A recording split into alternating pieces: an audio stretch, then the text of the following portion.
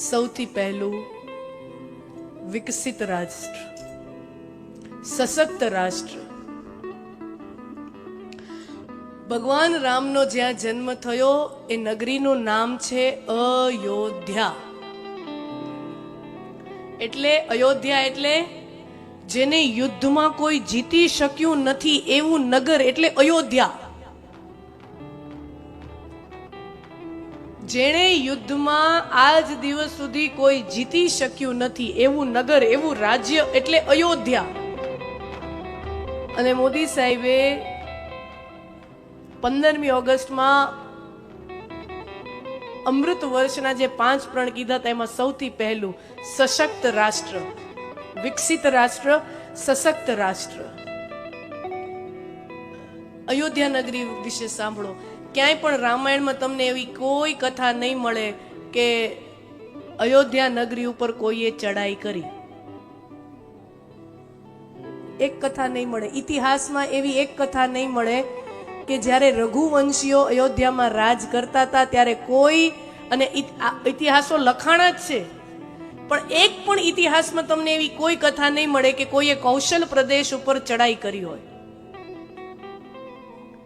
નાના નાના રાજ્યોની તો હિંમત જ ન ચાલે, કારણ કે અયોધ્યાની રાજગાદી એ ચક્રવર્તી સમ્રાટની રાજગાદી છે. એટલે સમજી લો, નાના નાના રાજ્યનું તો ગજુ જ નથી ને. શ્રીલંકા ભારત ઉપર ક્યારે ચડાઈ કરી શકે? નેપાળ કરી શકે? નાના નાના રાજ્યોના ગજા હોય? એ તો આપણું કદ જોઈને જ ભાગી જાય. નાના નાના રાજ્ય હિંમત જ ન કરી શકે. અને મોટા રાજ્યો સાથે એવા ડિપ્લોમેટિક રિલેશનશિપ્સ હતા. અયોધ્યાના મોટા રાજ્યો સાથે એવા ડિપ્લોમેટિક રિલેશનશિપ્સ હતા કે એ કોઈ દી યુદ્ધ કરે નહીં અને નાના નાના રાજ્યોની કોઈ દી હિંમત ચાલે નહીં. આજ દિવસ સુધી અયોધ્યા ઉપર એવી કોઈ કથા મળતી નથી કે અયોધ્યામાં કોઈએ ચડાઈ કરી હોય. અર્થાત જેને યુદ્ધમાં જીતી જ ન શકાય, પહેલેથી જ બધા હાથ જોડી નીકળી જાય, અહીંયા ન ચડાય. યુદ્ધમાં આ દેશની સામે ન જવાય. કહેને કા અર્થ सशक्त राष्ट्र. ये जग नहीं सुनता, ये जग नहीं सुनता बलहीन लोगों की कहानी. આ દુનિયા નમાલા લોકોની વાતો સાંભળતી જ નથી. આ દુનિયા શક્તિહીન લોકોની વાતો સાંભળતી જ નથી. झुकता सर वही है जो कर सके रण रिपु नर मर्दन. झुकता सर वही है जहां हो सके रण पर रिपु का मान मर्दन. सशक्त राष्ट्र अयोध्या.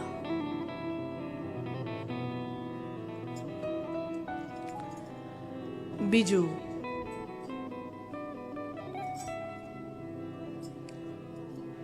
ગુલામીની માનસિકતા નહીં.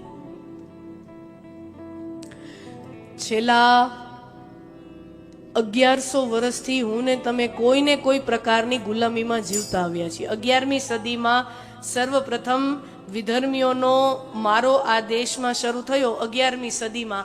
અત્યારે 21મી સદી ચાલે એટલે 1100 વર્ષ પછી તો એ મુગલો ગયા, તો એની પાછળ ડચ આવ્યા, ફ્રેન્ચ આવ્યા, હુણ આવ્યા, પોર્ટુગીઝ આવ્યા, અંગ્રેજો, છેલ્લે અંગ્રેજો આવ્યા, અને એમાંથી પછી આપણને મુક્તિ મળી. છેલ્લા 1100 વર્ષથી કોઈને કોઈ પ્રકારે ગુલામીની અંદર જીવેલું રાષ્ટ્ર,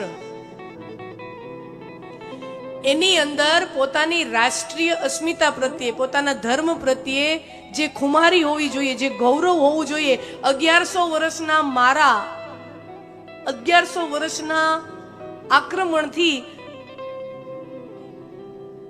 એ આપણી અંદર એટલી ગુલામીની માનસિકતા અંદર આવી ગઈ છે કે આપણું હોય ને એ નબળું. તમે જોજો ભાઈઓ બહેનો, તમે સાંભળ્યું હશે, આપણે કોઈ ફરવાવાળી સરસ જગ્યાએ જઈએ ને, કુદરતી દ્રશ્ય બહુ સારું હોય, એના ફોટા પાડી અને પછી આપણે વોટ્સએપ ગ્રુપમાં શું લખી ખબર છે? એમ લાગે કે આ ઇન્ડિયાની જગ્યા જ નથી, વિદેશ ગયા હોય ને એવું લાગે. કરીએ કે નહીં? કોઈ કે સરસ મકાન બનાવ્યું હોય ને, 5 કરોડનો બંગલો બનાવ્યો, સમજી લ્યો, બહુ ધનાઢ્ય વેપારી હોય અને 5-10 કરોડનો ને બંગલો બનાવ્યો હોય, અને પછી કોકને બધાને બોલાવે ને, મુહૂર્ત કરે, પછી બધું કરે, પછી મહેમાનો 1000-2000 જણાનો જમણવારો કરે. મૂળ તો દેખાડવું તો ખરું ને, કે આવો 10 કરોડનો બંગલો બનાવ્યો, દેખાડવું તો ખરું ને. પછી જ્યાં જઈને બતાવે, આ ફલાણી જગ્યાએથી ઇમ્પોર્ટેડ છે, આ ફલાણી જગ્યાએથી ઇમ્પોર્ટેડ છે, આ ઇમ્પોર્ટેડ છે, આ બહારનું છે, આ બહારનું છે. તું અહીંની છો, તું અહીંયાનો છો ને તને બધું બહારનું હોય એનું જ ગૌરવ? તું મૂળ અહીંયાનો છો અને તને ગૌરવ છે નો આ ઇમ્પોર્ટેડ હો, આ ઇમ્પોર્ટેડ, આ ઇમ્પોર્ટેડ, આ ઇમ્પોર્ટેડ. કોઈ સારી વસ્તુને આપણે કેવું હોય ને કે આ વસ્તુ સારી છે, પછી અહીંયાથી લઈ આવ્યો હોય ને તોય આપણે શું કહી દઈએ? ઇમ્પોર્ટેડ છે. કહેવાનો અર્થ કે યહાં પર તો અહીંયા જે થાય બધું નબળું જ હોય. ये क्या है? આ ગુલામીની માનસિકતા છે, આ ગુલામીની માનસિકતા છે. 1100 વર્ષના આક્રમણ પછી મારીને તમારી અંદર ગુલામીની માનસિકતા એવી ઘર કરી ગઈ છે કે આપણું એ બધું નબળું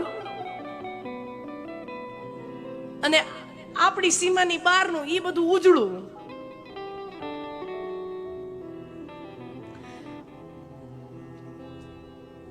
આ તો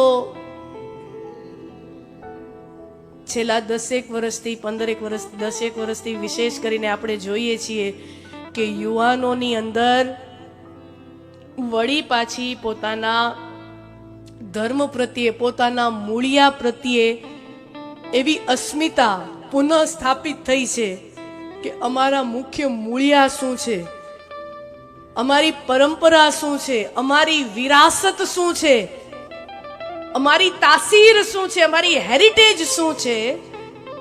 એની છેલ્લા 10 વર્ષમાં એવી પ્રચંડ જાગૃતિ હવેના યુવાનોમાં આવી છે જે 10 વર્ષ પહેલા સમાજમાં જોવા નહોતી મળતી. હવે